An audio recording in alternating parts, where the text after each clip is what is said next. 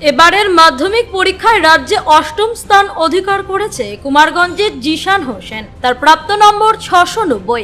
আগামী দিনের ডাক্তার হতে চায় জিশান। সে কুমারগঞ্জ হাই স্কুলের পড়ুয়া। কুমারগঞ্জের মতো প্রত্যন্ত এলাকায় থেকে পড়াশোনা করে এমন অভাবনীয় ফলাফল করায় বিজেপির যুব মোর্চার পক্ষ থেকেও মহিলা মোর্চার পক্ষ থেকে জিশানকে সংবর্ধনা দেওয়া হলো। শুক্রবার দুপুরে জিশানকে ফুলের তোড়া দিয়ে সংবর্ধনা জানানো হয় বিজেপির যুব ও মহিলা মোর্চার তরফে।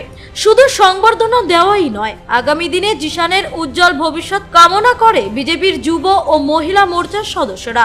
এদিনের এই কর্মসূচিতে বিজেপির যুব মোর্চার পক্ষ থেকে উপস্থিত ছিলেন সৌরভ মল্লিক সহ অন্যান্যরা। আপনার ছেলে যে এত ভালো রেজাল্ট করেছে, এর জন্য আপনার বক্তব্য একটু বলুন। আমার একটা ইচ্ছে ছিল যে একটা রাজ্যস্তর কিছু হতে পারে, কারণ ক্লাস 8-এ যেটা ন্যাশনাল মিন্স মেরিট স্কলারশিপ, সেই পরীক্ষা জেলায় কিন্তু প্রথম হয়েছিল। তখন থেকে আমার স্বপ্ন জানতা বলা শুরু হয়েছিল।